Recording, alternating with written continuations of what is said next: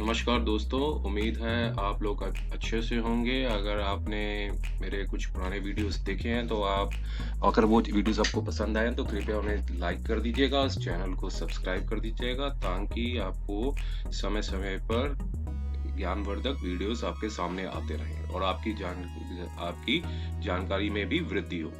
तो देखिए दोस्तों, कुछ दिनों से इंटरनेट में काफ़ी ऐसी खबरें आ रही हैं जिसमें बताया जा रहा है कि अगर डिवोर्स की जो प्रोसीडिंग्स पेंडिंग हो तो और सेकंड मैरिज की जा सकती है। और एक सुप्रीम कोर्ट की जो जजमेंट है उसके बारे का रेफरेंस दिया जा रहा है कि माननीय सुप्रीम कोर्ट ने एक ऐसी जजमेंट दी है जिससे जो डिवोर्स की प्रोसीडिंग्स पेंडिंग है और आप सेकंड मैरिज कर सकते हैं। तो वो क्या जजमेंट क्या कहती है उसके बारे में हम जानना बहुत ज़रूरी है। तो हम आइए उस जजमेंट के बारे में जानते हैं। तो देखिए दोस्तों, ये तो 2 जजमेंट्स थी, एक तो 2018 की है, एक 2020 की है। 2020 की जो जजमेंट है वो मैं पार्ट 2 एक वीडियो बनाऊँगा, उसमें उसका डिस्कस करूँगा और इस वीडियो में पार्ट 1 में इस 2018 की जजमेंट के बारे में बताऊँगा। और ये 2020 में जो जजमेंट थी वो उसका भी रेफरेंस इसी जजमेंट का दिया गया था। और असल में फैक्ट्स क्या थे केस के उसके जानना बड़ा ज़रूरी है। जजमेंट से जानने से पहले एक बार हम हिंदू मैरिज एक्ट को भी एक बार ध्यान से देख लेते हैं। उसके जो 3 सेक्शंस हैं जिनको डिस्कस किया गया है जजमेंट में, इतना बताया नहीं गया है, लेकिन हिंदू मैरिज एक्ट के जो 3 सेक्शंस हैं उसके बारे में हम जानकारी रख लेते हैं तो बहुत ज़्यादा अच्छा रहेगा ताकि जजमेंट समझने में आसानी हो। तो दोस्तों, तो ये बताया गया है कि इग्नोरेंस ऑफ लॉ इज जो है इज नॉट एक्सक्यूजेबल। कल कोई भी आदमी इस ग्राउंड पे अपना डिफेंस नहीं कर सकता है कि मुझे लॉ की जानकारी नहीं थी तो इसलिए मुझे इसका जो भी पीनल एक्शंस हैं उससे बचाया जा सके और मतलब इसके ऊपर भी डिफेंस लिया जा सके, ऐसा कानून कभी अलाउ नहीं करता है। तो कानून यही समझता है कि हर आदमी को प्रिज्यूम्ड करता है कि हर आदमी को कानून की प्रॉपर जानकारी होती है। तो ये तो था एक हिंदू मैरिज एक्ट जो 1955 में का बना हुआ है। ये आप कहीं से भी कई लीगल वेबसाइट्स हैं और इवन गवर्नमेंट की जो वेबसाइट्स हैं, ministry of women child development sorry, और या फिर दूसरी कोई वेबसाइट्स है ministry of women child development में शायद ना मिले आपको। और ये काफ़ी लीगल साइट्स हैं, उसमें आपको आसानी से वाइडली अवेलेबल रहेगी।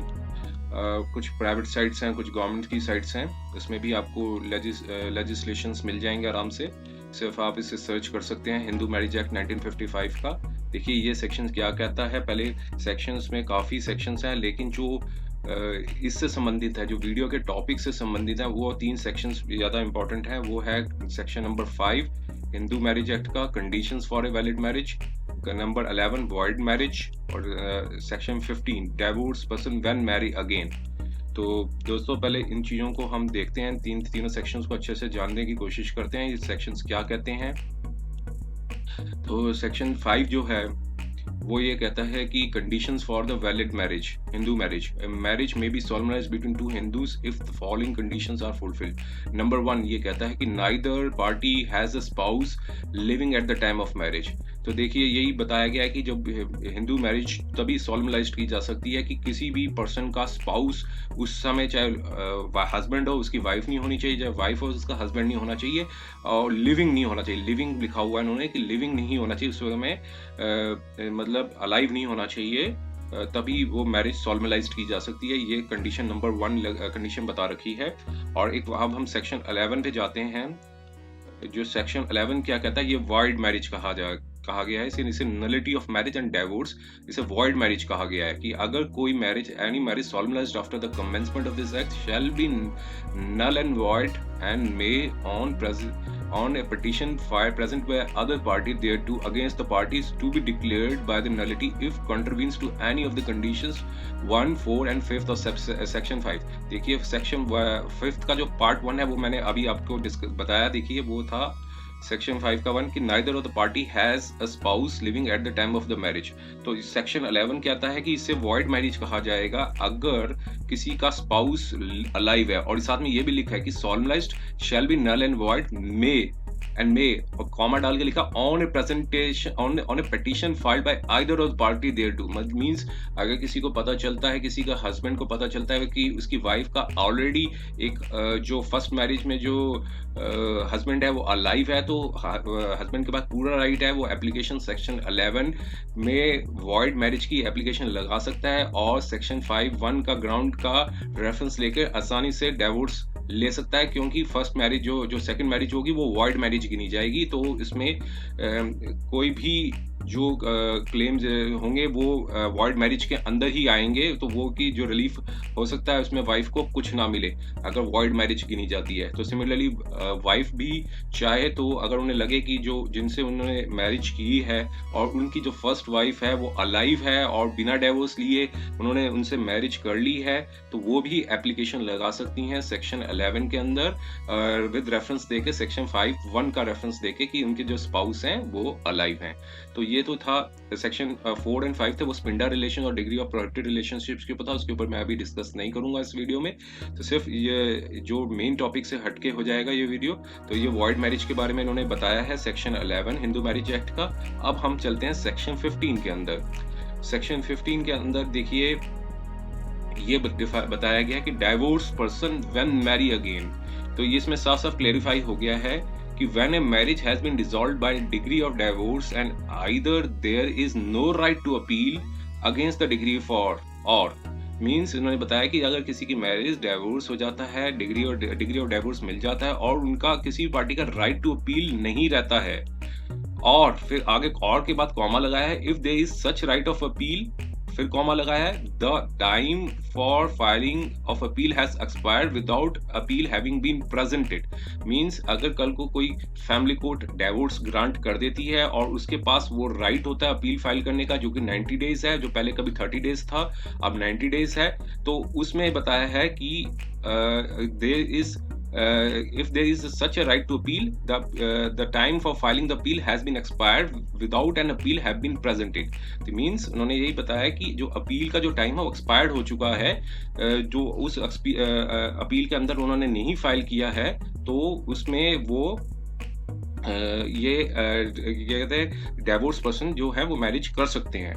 तो मीन्स अगर जो भी लिमिटेशन टाइम बताया है उस लिमिटेशन के अंदर उन्होंने वो अगर नहीं फाइल की है अपील, तो ये सेक्शन 15 के मुताबिक उस पे डिवोर्स जो पिटीशन जो पर्सन है वो मैरिज कर सकते हैं। और फिर आगे लिखा है और an appeal has been presented but has been dismissed. मान लीजिए किसी ने उसके ऊपर डिवोर्स फैमिली कोर्ट ने ग्रांट कर दिया है और उन्होंने लिमिटेशन पीरियड के अंदर अपील फाइल की है और अपील जो है वो आगे ग्राउंड्स में डिसमिस हो गई है, तब भी डिवोर्स पर्सन मैरिज कर सकते हैं। इट शैल बी, साथ में लिखा है it shall be the lawful for either person to marriage और टू मैरी अगेन। तो सेक्शन 15 साफ साफ क्लियर कर चुका है कि राइट टू अपील जो है उसका ना हो, नंबर 1 कोई कोर्ट ने ग्राउंड दे दिया हो डिवोर्स, राइट टू अपील ना हो।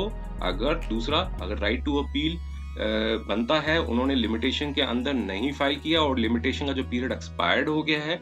तीसरा जो है कि अपील जो है वो फाइल बनती है, लेकिन जो अपील है माननीय ऊपर की जो कोर्ट है हाई कोर्ट ने भी अफर्म्ड कर दिया उनके डिवोर्स को, पिटीशन को, मतलब सॉरी डिवोर्स को ऑर्डर को अफर्म्ड कर दिया है, तब इन तीनों ग्राउंड्स में डिवोर्स पर्सन मैरिज कर सकते हैं। तो देखिए लॉ तो खुद ही एक्सप्लेनेबल है। अब जो इंटरनेट में बताया जा रहा है कि काफी कैसे यूट्यूब चैनल्स ऐसे बता रहे हैं जो लाख जिनके सब्सक्राइबर्स हैं, लाखों में सब्सक्राइबर्स हैं, वो ये कह रहे हैं कि डिवोर्स पर्सन जो है वो अगर पेंडिंग हो और वो मैरिज कर सकते हैं, तो ये देखिए बहुत ज्यादा ब्लंडरसम हो जाएगा, बहुत ज्यादा अगेंस्ट हो जाएगा अगर ये लॉ को अगर आप टोटली इग्नोर करते हैं तो, क्योंकि इसका कॉन्सिक्वेंसेस क्या होंगे वो इंडियन पीनल कोड में साफ साफ लिखे हुए हैं। अब उसमें लिखा है 494 का जो marriage again during the lifetime of the husband और wife whosoever having a husband और वाइफ लिविंग। ये देखिए इंडियन पीनल कोड है, ये सेक्शन 494 का मैं बता रहा हूँ। इसमें बताया है कि अगर कोई भी लाइफ में मैरिज कर लेते हैं और जो कि वॉइड होती है, तो और जो हस्बैंड वाइफ की मौजूदगी में शादी कर ली जाती है, तो उसकी सजा 7 साल है, which may extend to 7 years। And shall be liable to fine. तो इसलिए मैं ये कहूँगा कि पूरी इंफॉर्मेशन लिए बिना कोई भी ऐसा स्टेप ना लें कि सिर्फ एक वीडियो में बना दिया और उसमें कुछ रॉन्ग इंफॉर्मेशन पोस्ट कर दी या कुछ रॉन्ग क्लिक बाइट्स बता दिए जिसकी वजह से मिसरिप्रेजेंटेशन हो जाए किसी भी चीज़ का, या फिर गलत इंटरप्रिटेशन निकाल लिया जाए उस वीडियो का। तो कुछ भी हो सकता है उसमें, तो इसलिए पूरी इंफॉर्मेशन लिए बिना, क्योंकि इग्नोरेंस ऑफ लॉ जो है वो एक्सक्यूजेबल नहीं है। तो आइए हम उस जजमेंट के ऊपर देखते हैं जो 2018 में दी गई थी। वो जो जजमेंट में क्या था और उस फैक्ट्स में क्या थे और किस ग्राउंड पे उन्होंने किया गया था, उसको पूरा ध्यान से देख लीजिए। ये सुप्रीम कोर्ट की थी, सिविल अपील थी 18312/2017। पार्टीज के नाम हम नहीं देखते हैं, सिर्फ अपीलेंट मान के चलते हैं। जो हस्बैंड है और रिस्पोंडेंट है वो वाइफ है, उनकी जो सेकंड वाइफ है वो रिस्पोंडेंट है। तो अब इसमें ये बताया गया है कि जो अपील डाली गई थी, जो स्पेशली पिटीशन जो डाली गई थी, वो बताया गया है कि उसमें डिस्कस किया कि जो एडिशनल डिस्ट्रिक्ट जज थे नॉर्थ के 30 हजारी कोर्ट में, उन्होंने अलाउ की थी जो पिटीशन को। और पहले फैमिली कोर्ट्स नहीं बनी थी, तो इसलिए एडीजे की कोर्ट्स में ही डिवोर्स ग्रांट होता था। अब फैमिली कोर्ट एक्ट आ गया तो उसके प्रोविजंस को भी आप अच्छे से देख लीजिएगा। फैमिली कोर्ट एक्ट कैसे एप्लीकेबल होता है, पहले सिविल प्रोसीडिंग्स के अंदर चलता था, तब हिंदू मैरिज एक्ट के लगता था सिविल कोर्ट की तरह चला जाता। अब फैमिली कोर्ट के एक्ट आ गए हैं तो सिविल के जो प्रोविजंस हैं, सिविल कोर्ट के जो प्रोविजंस हैं वो एप्लीकेबल नहीं है। तो इसलिए आपको पूरी तरह से वेरिफिकेशन कीजिए एक एक चीज को और उसके बाद ही कोई कंक्लूजन निकालिए। हो सकता है इस वीडियो में भी कुछ एरर आ जाए, और इसका मतलब ये नहीं कि वो जो हम बता रहे हैं वो पूरी तरह से 100% फैक्चुअल करेक्ट होगा। कुछ एरर्स हो सकती हैं, लेकिन ये सब कुछ वेरिफिकेशन करना पड़ेगा आपको लेजिस्लेशंस को अच्छे से ध्यान से पढ़ के। तो अब ये देखिए, अब इसमें बताया गया है कि 2009 में जो जजमेंट आई थी वो 30 हजारी कोर्ट की थी, और उसमें जो फर्स्ट वाइफ थी उन्होंने section 13A Hindu Marriage act के अंदर डिवोर्स लिया था बिटवीन द पार्टीज के साथ। और जो अपीलेंट थे, जो यहाँ के जो हस्बैंड है, इस केस में जो हस्बैंड है, उन्होंने रेस्टिट्यूशन का केस फाइल किया था। और जो था रेस्टिट्यूशन का केस को हस्बैंड का जो केस था वो डिसमिस कर दिया था कोर्ट ने, सिर्फ जो डिवोर्स की जो पिटीशन थी वो अलाउ कर दी थी। तो फिर अपीलेंट ने फाइल की, दोनों जाहिर है, एक की पिटीशन डिसमिस हुई थी तो उन्होंने फिर आगे अपील डाली थी। अपीलेंट ने जो हस्बैंड थे उन्होंने अपील फाइल की थी डिवोर्स की, जो जजमेंट जो 30 हजारी ने दी थी, जिसमें माननीय हाई कोर्ट ने 20 नवंबर 2009 को स्टे कर दी थी। लोअर कोर्ट की जो 30 हजारी कोर्ट की जो जजमेंट थी उसको स्टे कर दिया था। अब क्या था, फिर उन दोनों के बीच में समझौता हो गया था। मीडिएशन सेल में गया था मैटर 30 हजारी कोर्ट में, वहां पे उन दोनों के बीच में समझौता हो गया था। फिर उनमें एक सेटलमेंट हुई थी, वो थी 15/10/2011 को। वो एक सेटलमेंट बनाई थी इन्होंने, डेट्स बहुत ध्यान से देखिए, 15 अक्टूबर 2011 को एक सेटलमेंट बनाई थी उन्होंने। फिर सेटलमेंट में लिखा था कि जो अपीलेंट मूव करेंगे एप्लीकेशन को, विड्रॉल अपील 30 दिन के अंदर वो मूव करेंगे। फिर अपीलेंट ने फाइल की थी अपील विड्रॉ करने के लिए, कि हाई कोर्ट में जो अपील है वो उससे विड्रॉ करने के लिए एक अपील फाइल की थी। सेटलमेंट की जो डीड हुई थी 15/10/2011 को, जो कि रजिस्ट्रार ने 28 जो रजिस्ट्रार दिल्ली हाई कोर्ट ने 28 नवंबर 2011 को मैटर को टेकन अप लिया था। उन दोनों ने दोनों की सेटलमेंट की जो स्टेटमेंट्स को रिकॉर्ड किया था और फिर मैटर को पोस्ट कर दिया था माननीय हाई कोर्ट के सामने 20/12/2011 को, मींस 20 दिसंबर 2011 को जो है वो मैटर को पोस्ट कर दिया था। फिर हाई कोर्ट ने डिसमिस कर दी थी अपील को, क्योंकि इन दोनों के बीच में सेटलमेंट हो गया था। तो अब जो थी अपील डिसमिस कर दी, दोनों के बीच पार्टीज के बीच में समझौता हो गया। हस्बैंड जो है इस केस के, जो उनके फर्स्ट वाइफ के साथ जो अपील फाइल की थी वो डिसमिस हो गई, क्योंकि दोनों के बीच में कॉम्प्रोमाइज हो गया था, उन्होंने विड्रॉ कर ली थी। तो इसलिए कहते हैं डिसमिस बाय विड्रॉन करके उस अपील को कर दिया था। तो फिर इससे क्या हुआ कि जो ट्रायल कोर्ट, जो 30 हजारी कोर्ट का ऑर्डर था वो फाइनल हो गया था। तो फिर इसमें साथ में ये लिखा है कि अब इस फैक्ट्स को देखिए कि अपीलेंट ने मैरिज कर ली थी 6 दिसंबर 2011 को, मींस हाई कोर्ट की मोहर लगने से पहले इन्होंने 6 दिसंबर 2011 को मैरिज कर ली थी।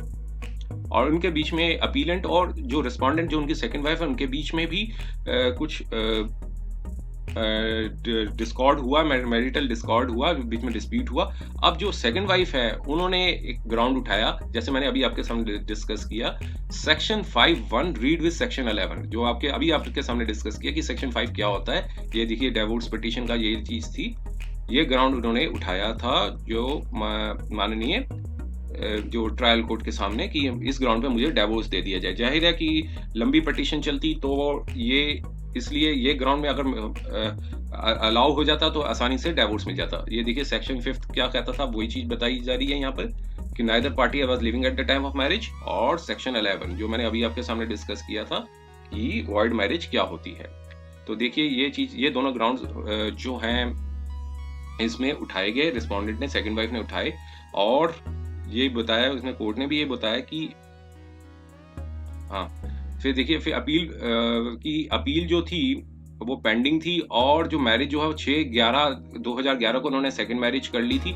हाई कोर्ट की जो मोहर बाद में लगी है, तो डिग्री जो डिवोर्स था 31 अगस्त 2009 को के अगेंस्ट वो उन्होंने अपील डाली थी। तो फिर फैमिली कोर्ट ने डिसमिस कर दी थी। फिर क्या हुआ कि फैमिली कोर्ट ने डिसमिस कर दी रिस्पोंडेंट की अपील को, मतलब जो पिटीशन को, मींस सेकंड वाइफ ने जो पिटीशन डाली उनकी जो पिटीशन को फैमिली कोर्ट ने डिसमिस कर दिया। तब फैमिली कोर्ट बन चुकी थी, तो इसलिए उनकी जो रिस्पोंडेंट की जो रिस्पोंडेंट जो सेकंड वाइफ थी उनकी पिटीशन को डिसमिस कर दिया। फिर उन्होंने बताया कि रिस्पोंडेंट ने चैलेंज किया जजमेंट को हाई कोर्ट के सामने।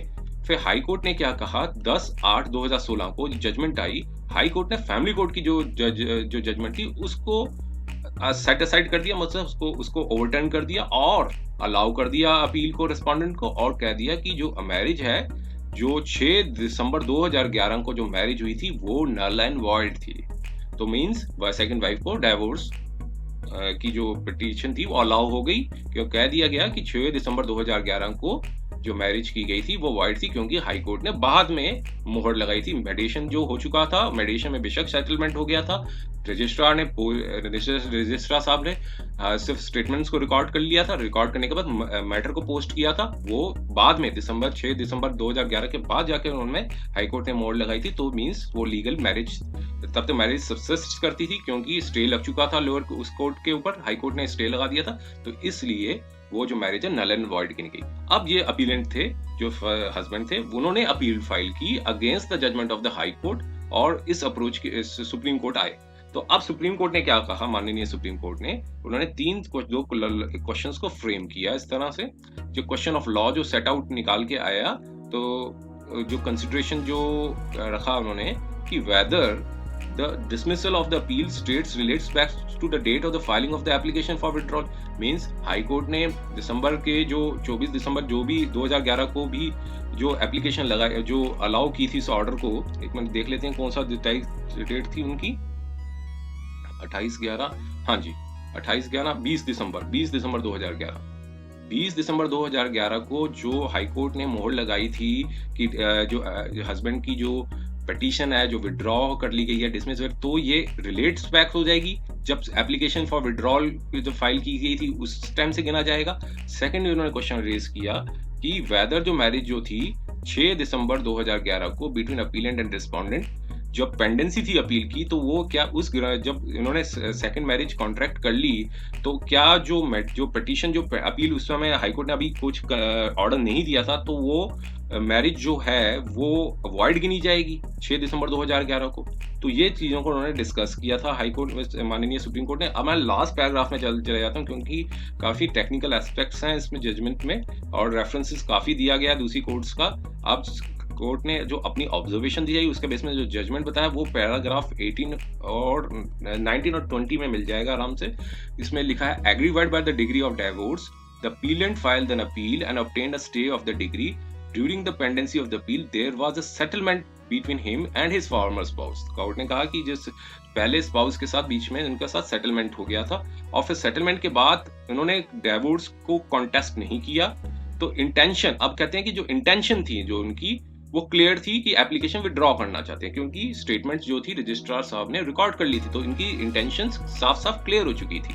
तो फिर it can't be said that there has to be wait till the former order is passed in the appeal, otherwise marriage date is system is lawful, otherwise his marriage date is shall be unlawful. कहते हैं कि ये हम नहीं कह सकते कि वो जब तक फॉर्मल ऑर्डर कोई हाई कोर्ट नहीं दे देता तब तक हम ये 6/11/2011 की जो है वो मैरिज को अनलॉफुल कहा जाए।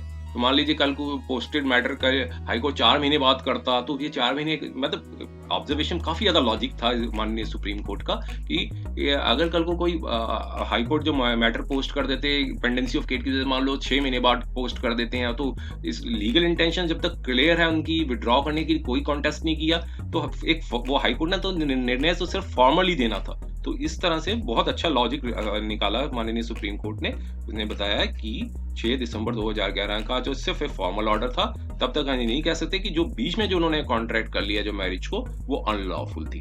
तो ये फिर इसके बाद फिर देखिए फिर यही बताया उन्होंने सेक्शन 15 का जो मैंने आपके डिस्कस किया था, इस जो मैंने बेयर एक्ट में आपको बताया था सेक्शन 15 का, वो क्या कहता था, वो सेक्शन 15 भी इसमें ये साफ साफ क्लियर हो चुका है।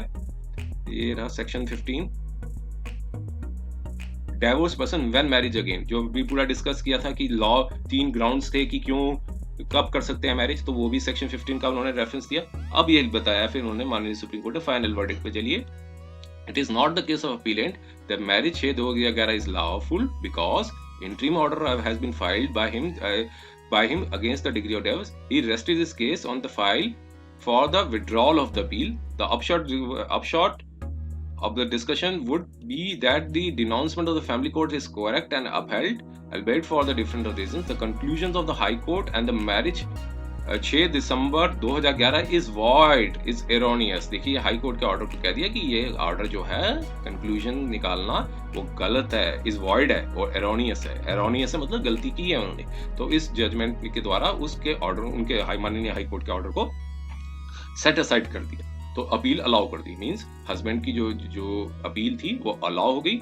वाइफ का जो सेकंड वाइफ का जो क्लेम था section 5(1) read with section 11 of Hindu Marriage Act का, उसको सेट असाइड कर दिया, मतलब सॉरी रिजेक्ट कर दिया। तो जो सेकंड मैरिज का जो ग्राउंड्स उठाए थे उन्होंने कि ये फर्स्ट मैरिज जो है वो वॉइड है, वो मतलब वो मेंटेनेबल नहीं रही। तो देखिए ये था इस जानकारी वर्धक वीडियो जो बार बार काफ़ी ज़्यादा भ्रम और जो रॉन्गली इंफॉर्मेशन स्प्रेड की जा रही है इंटरनेट वर्ल्ड में। तो आप इस जजमेंट को अच्छे से देखिए, इससे क्या कंक्लूजन निकल के आया इसको अच्छे से देखिए। तो उम्मीद है ये वीडियो आपको पसंद आया होगा। इसके बारे में हम एक सेकंड वीडियो जो 2020 में जो बनाया आज जजमेंट आई थी, सेकंड वीडियो पार्ट 2 में उसको डिस्कस करेंगे। तो अगर ये वीडियो आपको पसंद आ रहे हैं तो कृपया लाइक कर दीजिएगा और इस चैनल को सब्सक्राइब कर दीजिएगा, ताकि भविष्य में और भी इस प्रकार के वीडियोस आपके समक्ष आते रहें। इसलिए समय देने के लिए बहुत बहुत धन्यवाद।